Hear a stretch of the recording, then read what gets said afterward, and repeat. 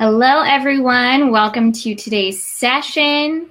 We'll give a minute or two for folks to start getting in the room. Feel free to type in a comment, say hello, let us know where you are joining in from. Welcome to our special topic series for the online Master of Education degree program at the University of San Diego. Today's topic is teaching grace in the classroom, takeaway strategies and techniques.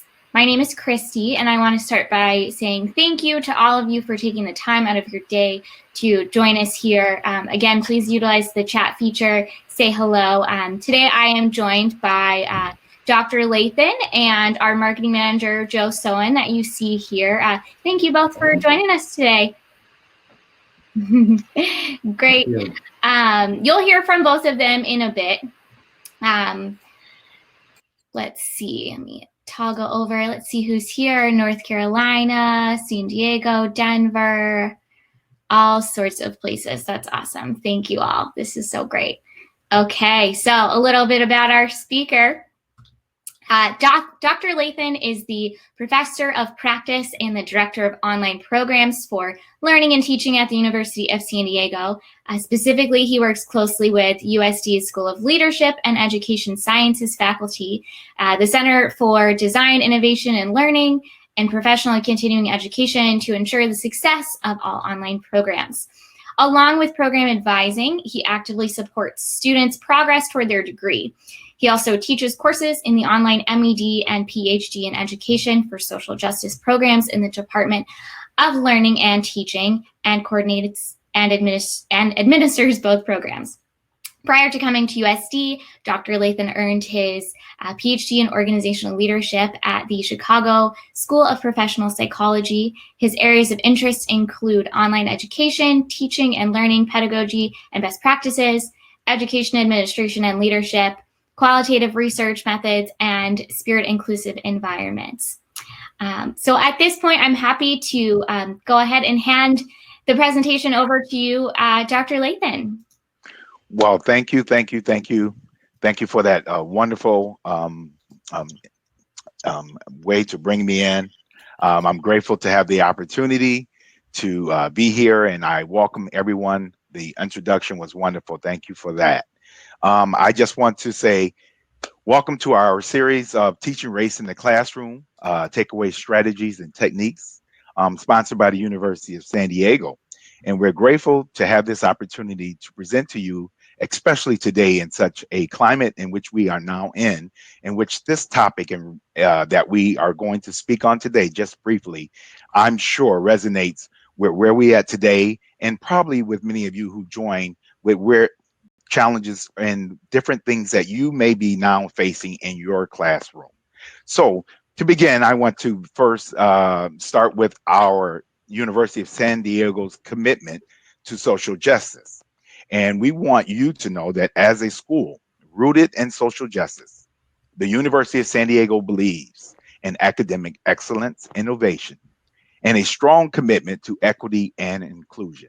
We educate, we engage, model, mentor, and challenge the campus community to promote social justice and ignite meaningful change in our diverse society.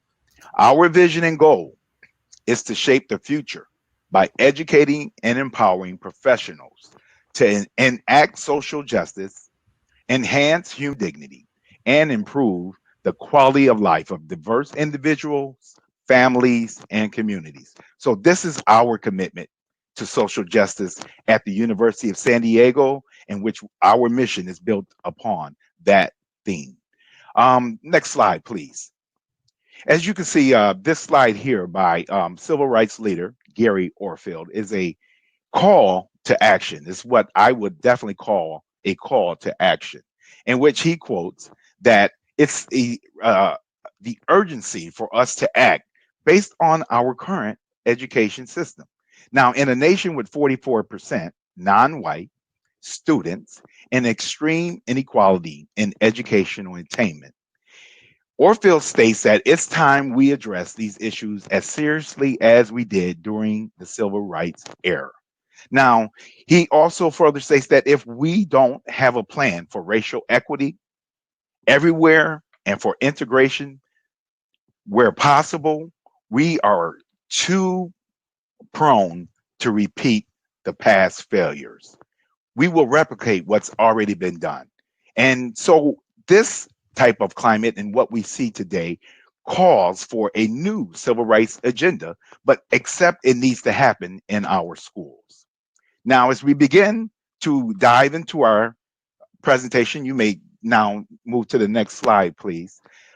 Teaching race in the classroom, takeaway strategies and techniques. I want to first acknowledge that the material that we have used to are using today is from the University of Vanderbilt, the Center for Teaching, in which the research that they did some time ago resonates with where we are today. And I felt most appropriate using this to be able to share with you about teaching race in the classroom. So it starts with the next slide, please. We're going to address some of the common challenges. And these challenges include not only from the instructional perspective, but also from students' beliefs. Next slide, please.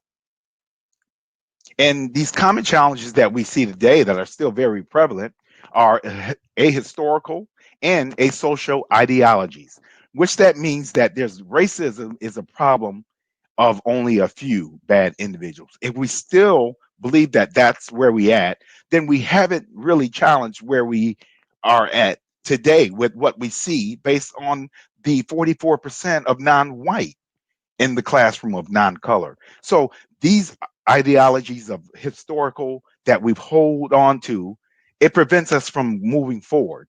And another thing that we may aspire to, that if it's not happening to me, then it's not happening.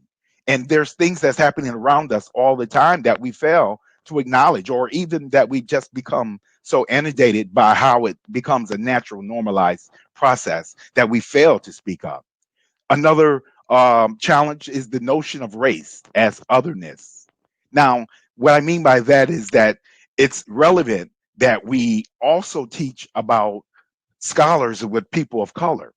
And when you don't teach about other races, what is happening that you're actually in a racism environment, even if it's not you yourself that's doing a racial act.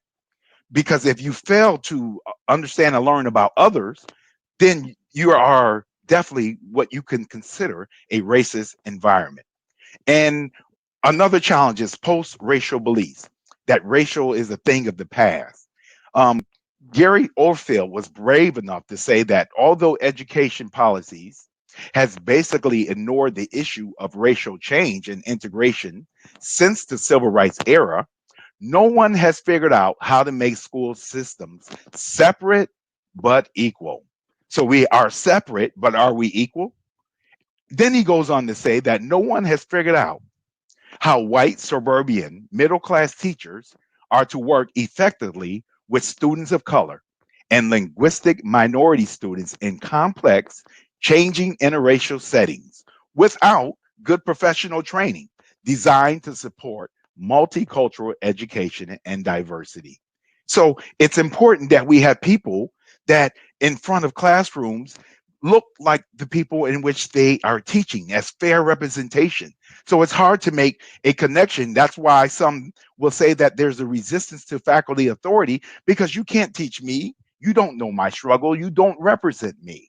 So it's hard to convey that message to be able to find a medium when this difficult conversation about racism comes up.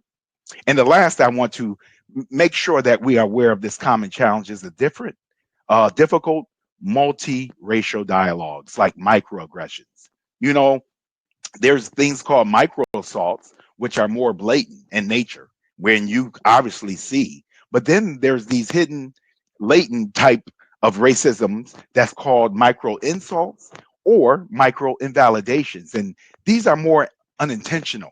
And they things that kind of picked up from our youth or things that we were taught that became a normalized process that we still share or have and we don't even know. So we need to start to address those things to be able to convert these challenges into wins. So now, how do we do that? If you go to the next slide, it starts with the next slide, our course design. This is where we can begin to address some of the racism, educating, bringing some dialogue around difficult topics. These is where the course design can help make sure that we can promote safe dialogue that addresses things that were difficult to talk about. So if we can do intentional course design, we can start with increasing the empathy. And increasing the empathy, we can begin to understand and share the thoughts of others. You know, I've learned that silence kills. And the reason why we may see that the classroom has been not as safe or not as fair because there has been a voice of silence. And it can be hard to have these discussions. But I say that we must begin to challenge ourselves to enter there. And if we use empathy, we will learn that even though I may not have lived your journey, I can at least try to understand it. I don't have to live your journey to at least learn or try to understand it. And number two, we must challenge the misconception, the things that we've been taught. And those challenges start first in you. When you yourself notice that there are some things that could be looked at in a racial or a tone or underlying tone of racism, you can begin to address yourself. And that way, the expanding of the theoretical perspectives that you begin to teach in the classroom expand. You no longer see scholars of just one race as the race to teach. You begin now to show scholars of color or other marginalized groups, and not just people that are white. This begins to educate. As they say, a picture is worth 1,000 words. And number four, one of the learning goals that we must attempt is to try to cultivate our analytical skills. Now, we must find a way to connect the learning to the environment. One of the most unique projects I've heard in a school that was very challenged financially in a district that had little income was the ideal of a professor who connected the learning to the environment, and even in a mathematical way. So what the project called for was the assignment was to take a map and look at the number of liquor stores and the number of hospitals that you see in your neighborhood and compare it to other affluent neighborhoods. And from that, take a calculation and draw a mathematical equation on how long would it take for the ambulance to get to your place opposed to others. So we begin to use the environment to try to tie in, to wake up some epiphanies that students can take hold of to make the learning and cultivate those analytical skills that applies to their environment. And number five, we must now develop tools for productive dialogue. We must be willing to allow for self and peer reflection. And this is the way that we begin to awaken some of the things that we may have been taught that may need to be addressed. And next slide, please. So we must ask ourselves this question. Actually, two good questions. One is, how can progress be made evident? And this is something we all struggle with. And then number two is, what are good assessment strategies? You know, one thing I really come to learn at this point in my career is that we must now begin to explore the type of assessment constructs that are broader than the assignment itself, yet it meets the core competencies. Now, what I mean by that is that we must begin to assess more than one way. And students learn in so many different ways. But if we're so stuck on traditional ways of grading, traditional ways of assessing, we are giving a lot of our students a disadvantage. And this has been systemic in ways that has prevented other people from advancing because they're not good at standardized tests. So we now must be intentional in our course design, and we got to set the stage for creating a productive learning environment. Next slide, please. So, using the research from Vanderbilt, I want to now expound on 5 principles to be able to bring some sense to how we as educators in a climate that we're now in to use these resources and tools to help impact or at least create a dialogue so we can then begin to actual have a true civil rights movement in the classroom. All right. So number one, I would like to start with reflexivity. Now, reflexivity is a broadly understood term, and it's the ability to consider one's own feelings and their reactions and their motives and how they impact their behaviors. So, the first strategy that we must begin to do is to encourage student reflexivity. Now, in this context of racial justice education, reflexivity suggests the ability to critically evaluate our own social location and our own racial socialization. We must become increasingly aware of racial biases and be willing to investigate the ways internal perspectives about race inform our interaction in relationships. So that's from the student perspective. But then from the instructor perspective, we must model reflexivity. Instructors, we must be willing to interrogate our own experience of marginalization, our own privilege, and our internalized dominances, and share these reflections with these students as an example of the kind of rigorous self-reflection expected in the course. So if you begin to open up and begin to allow for you to express your true experiences, then it puts you in a positionality for other students to begin to express theirs. I can share a quick personal story with you that I think is really relevant. And that story entails me growing up, and I grew up in Michigan and a Midwest and in a very rural area, you can say. I mean, where I grew up, there was a school that I attended that was probably about 99% white. And in my eighth grade class, I showed a picture not too long ago to my colleagues. I showed a picture where I was the only black person on the basketball team, on my eighth grade basketball team. And so I said, if I was the only black on the basketball team, you can only imagine I was the only black in the classroom. Now, that experience right there, of course, I was experienced to so many different racial tones, both hidden and blatant, and some intentionally, some non-intentionally. But there were some experiences that even if I wanted to hate because of some experiences, there were some experiences that I experienced from other white people that it wouldn't allow me to form hate because I put myself in places or I was in spaces and places in which I was the only one. It allowed me to make an assessment for myself and not just from what others had told me. So I say to you, if you're really serious about attacking racism and really working on yourself as an individual, put yourself in places and spaces in which you are the only one. And then and only then will you begin to just finally just begin the tip of the iceberg, begin to understand the journey of others. And number three, assigning autobiographical journaling essays.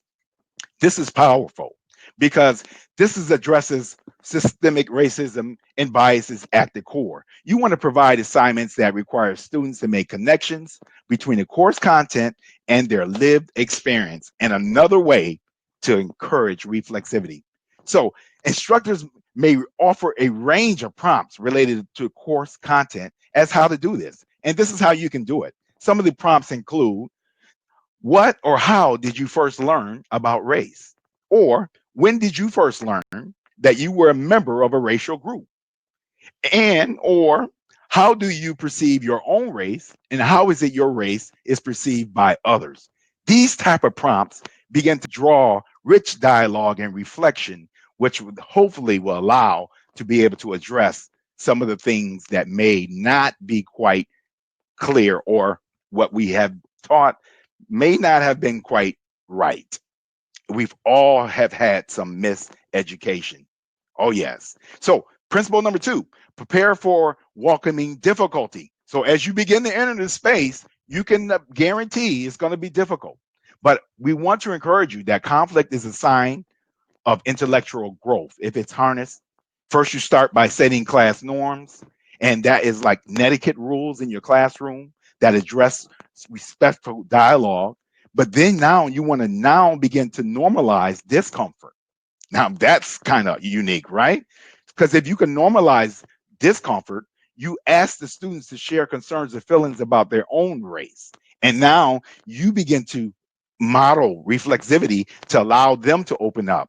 And discomforting situations now becomes a normal part of the class. And this is how you can begin to address. And one other technique that I'm going to share a little bit more later on is strategic empathy. And that's when you engage students' perceptions and bias without arguing with them. And we'll explore that. And the last principle, number three, or the next principle I'm going to say, is to meet students where they are. It can be difficult because you have to consider the overall campus, the individual student, the personal context, the challenges, and all that it entails. So it can be a very difficult challenge to meet students where they are, especially from where their background, you don't know where they come from. So the best way that we can think about addressing this is to first address the student's knowledge. It's not uncommon for white students never to have had a black peer or instructor, never to have had deeply considered the impact of racism on their own identity, relationship, or broader social conditions. And consequently, they may just lack the language to talk about race and racism. So, one of the things we hope we can do is provide the skills for the dialogue. Meeting students where they are requires that we consider the student's knowledge base and we provide the tools for constructive engagement with the course material and helping students develop new understanding. And of course, this is going to be engaging in student arguments, even when they are flawed.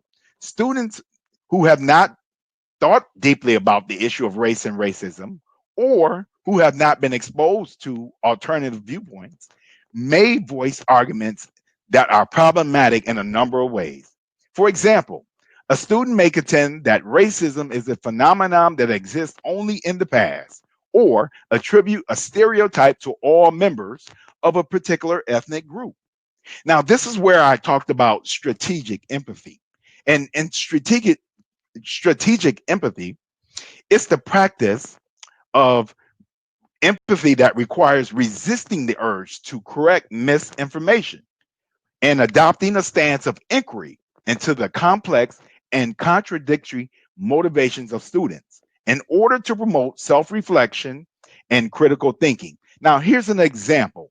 Now, say for instance, a student may say that immigrants are taking jobs away from America. Now, as the instructor, I can consider strategic empathy by using the following prompts. I can say, tell me more about that. Or I can say, it sounds like you have strong views on this. Have you had some personal experience that might help us understand where you're coming from? Or I can say, I'm glad you brought this up because this sentiment is something we hear a lot in popular culture. And it's important to understand and unpack what are the concerns underlying this statement. So we begin to unpack those biases and we begin to bring that student into strategic empathy in a safe haven. Principle number four is to engage effective and embodied dimensions of learning. We have to use emotions. This is where a lot of great things are discovered through emotions. And when we use emotion, we invoke that learning that draws that tension to the student's desire to want to know more. But first, we also must engage them in empirical and employ relevant empirical knowledge. Empirical knowledge is observation or experience, and it relies not on theory or logic. This is by observation. We must be able to bring that empirical knowledge of the student, allow them to bring themselves into the course, and then relate that to the course content. So, and empirical knowledge connected to the historical content, if we could connect it to the historical content, what it does, it promotes learning for students to understand patterns and trends, and it develops the student's intellectual capacity for engaging in social analysis. So it's a connection that all works together. We have the emotion, we have the theory, we have this historical knowledge, we have all of this coming together for a highly effective content that evokes the students and captures the student lived experience. Now, the strategies to meet this is to diversify, diversify, diversify. And I'm going to say it again, diversify. These are the strategies that we can attempt to be able to begin this civil era movement in our own classrooms. And it starts with the course content. We must be bold enough to not just use testing. We got to allow for theater, video, spoken word, social media. Many of these children that have come from impoverished backgrounds, this is where they've been able to thrive. Have we provided opportunities to learn from what they know to bring into the course content to connect to the learning objectives? We have to use what they know and diversify. We also have to diversify the forms of engagement that we use. You know, one of the things that I've heard in research is that it's a great opportunity that you start the class in small groups. And once you start the class in small groups, you have those students engaged, and then you break out into a large groups, and it increases the collaboration of the whole class as a group. A lot of times in small groups, we're forced to talk. In a large group, I can hide. I don't have to say anything. So if we begin to think about ways in which we diversify our engagement, we must start to think that will allow more accessibility for students of color, women, and first generation students, while at the same time drawing on the embodied dimension of learning. And then we must also diversify our assessments. We can't stress this enough, right? Course assessing students' learning in terms of quizzes, exams, or research paper, that's great. But we are so far beyond that now. And we must find ways to move beyond. And we must be able to include those assessments in ways that allow for students to use the social emotional learning. We must allow for those videos and digital stories and visual mapping that guide students to reflect on the individual in the community context. And the last principle that I'm going to share, I thank you guys for holding on. And the one that I think is even more important as the first is to build a learning community. Creating a sense of belonging within a classroom is increasingly recognized as the critical element to learning. Students learn best when they feel connected, cared for, and that their perspectives are valued. Now, here are some strategies that you can use to be able to build and increase your community. Number one, start the course with a building community exercises. Um, I'd say that one of the great things that I've learned that works is to first remember their names and use them. As bad as that sound, if you can remember the student names, they begin to understand that you have personalized or took the time to actually get to know them. So that's one that's really great place to start. And one other one is I have heard that was a phenomenal exercise is to create a low stake assignment for students to visit your office or personally meet during the first 2 weeks of the semester to begin the report. Or let students know that you welcome hearing about their experience in the course and how you could be more effective. Tell me, be bold enough to say, tell me some things that you think that I should teach in this course and let them expound. Give them some thought in the construction process. Make them a part of that community. Another thing is to think about study circles where you create small groups. We're so used to having standardized tests when they meet, they come in. How about if you have a group that meets regularly several times throughout the semester and they take turns to do presentations, summaries, lead discussions, and they document their collective work. And then this group represents the product of collective inquiry in which they take this and put it in a portfolio style and it's turned into the instructor. That is such a wild term for us in a traditional thinking of way of meeting competencies, but it's meeting the students where they are. And these are the things that we have to begin to let the students lead us in ways that are meaningful. And the last thing I would say about community is to make sure that you seek a learning community for yourself. Just as our students are more likely to engage in transformative learning when they feel there is a sense of connection and belonging, we as instructors, we bring our best when we are a part of a learning community ourselves that offers ongoing support and it challenges our beliefs and provides innovation.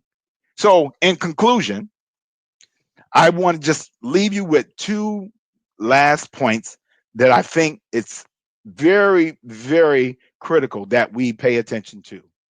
And number one is that we are all still learning.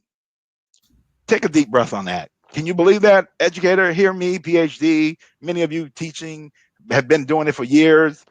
But guess what? We are all still learning. But as the point two is, though, I want you to take is that we as teachers, we have to use this platform to promote change. We are the ones that are in the front. We're the ones that's pledged to educate. So these are the things, our platform, that we must begin to not be silent about, but begin to take a civil rights stand on how we can address and make inclusion and classroom equity fair for everyone. So as educators, we have to do our best by educating ourselves and creating learning opportunities for others to learn. As Whitman and Keller would say, that term plasticity, we need to make sure that we increase our own plasticity and that the plasticity of others is being met. Now, there remains much for all of us to learn, and there will continue to be situations that stumps us. I don't have the answers to all of it, and I highly doubt that any of all of you do. But the moments when we are not sure of the most effective way to respond, there's going to be some times. Then there's going to be some times when we cannot even see the best path towards serving our students' diverse needs. Am I doing what I can to meet this student's needs? I feel inadequate. I feel not prepared. I don't have the resources. We're all going to have those moments. But we must find an opportunity for our students to learn in ways that make sense to them, though, and often in ways that we cannot predict. Likewise, it's fair to say that our students are the ones that's going to decide what to take and leave from my classroom overall anyway, correct? But we must remember that teaching is an emergent process. Even with the best laid plans, we cannot always anticipate the challenges and possibilities that will arise in a given course. But as instructors, we too need to increase our comfort with not knowing the answers and to embrace humility, just like we asked our students, and yet be bold enough to challenge ourselves to want to learn and understand more. I thank you all for taking this time to hear this presentation. I do hope that it has enlightened you in some way. And thank you once again. Have a blessed day, and I'll be around just in case if you have a few questions. Thank you. Back to you, Christine. Thank you so much, Dr. Lathan. Some great information there. Really appreciate you taking the time. For those of you who want to stick around, we're not done yet. I'm going to hand it over to Joe Sohn, who's our marketing manager. He's going to tell you a little bit more about our specific program here at USD that we have to offer. I do see a couple of questions about the presentation. We will be sending out a recording, so no worries there. But with that, I'll go ahead and hand it over to you, Joe. Great. Thank you, Christy. And thank you, Dr. Lathan, for that really insightful presentation. Hello, everyone. I'm Joe Sohn with the University of San Diego. And at this point, I'd like to briefly share with you an overview of USD's Master of Education online program. As Dr. Lathan mentioned, part of the university's mission statement is creating a diverse and inclusive community and preparing students to become leaders dedicated to ethical conduct and compassionate service. First of all, the University of San Diego, founded in 1949, is a nationally ranked Catholic institution. We are a private, nonprofit university with a long-standing tradition of educating leaders. The online M.Ed program, which was launched in 2013, operates under the auspices of USD's School of Leadership and Education Sciences, which is truly a mission-driven school that believes in academic excellence, innovation, and a strong commitment to equity and inclusion. Now I'm going to quickly go over the 5 core courses that constitute USD's fully online M.Ed program. These will be offered in combination with 5 courses and one of 5 specializations, which I'll cover in a couple of minutes. Social justice and educational equity provides an analysis of the American educational system with a specific focus on issues of diversity, inequity, conflict, and social justice within a school context. Cognition and Learning is a highly interesting course where students will explore and discuss key research studies on human cognition and learning. Education Research Methodology is a great introduction to major educational research methods and models. Qualitative Methods in Educational Research. This course offers an opportunity to learn and apply a variety of techniques to analyze data and interpret findings. And finally, our capstone seminar. This is the final course in the M.Ed program sequence, and it gives students the chance to apply their learnings from core and specialization courses in an action research project in their area of specialization. Now, a fundamental aspect of USD educational programs is the emphasis on equity and social justice. Our intent is to educate, engage, model, mentor, and challenge students to promote social justice and spark meaningful change in our diverse society. Here's a quick glance at our online M.Ed program. It's comprised of 10 courses totaling 30 academic credits or units. This stretches across 5 consecutive semesters, each of which are 14 weeks, with the program completing in 2 years. The course layout is designed specifically for working educators, offering flexibility in an interactive and collaborative environment. And then on to the 5 specializations, as I mentioned. Students will choose to concentrate their studies in one of these areas. First is STEAM, which takes STEM, which is science, technology, engineering, and mathematics, and adds arts, which includes liberal, social, manual, physical, and fine arts. Next is inclusive learning, special education, and universal design, which is an approach to learning, aiming to cultivate learning environments that are equitable and nurturing to every student. Literacy and digital learning helps you integrate new media into your classroom to improve reading, writing, and language development. Curriculum and instruction design. This course of study is our most flexible master's online option. It allows a choice of specialization courses from across the other 4 specializations. And finally, the school leadership is designed for experienced K-12 educators who aspire to leadership roles within their schools and communities. So that concludes my quick overview. If you'd like to get more information, I encourage you to visit our website, which you can do by going to medonline.sandiego.edu, or you can call 888-832-0239 and speak with a personal enrollment advisor. Either way, you'll be able to find answers to your questions, from course content to admission requirements, financial aid, and program outcomes. Thank you so much for listening, and Christy, I'll send it back to you. Great, thank you so much. That's about all we have for you guys today. Thank you so much for taking the time. Thank you to Joe and Dr. Joseph Lathan. Awesome presentation, great information today. That's all I've got. So if you have any questions, of course, feel free to reach out to us. We will follow up with the recording. Thank you.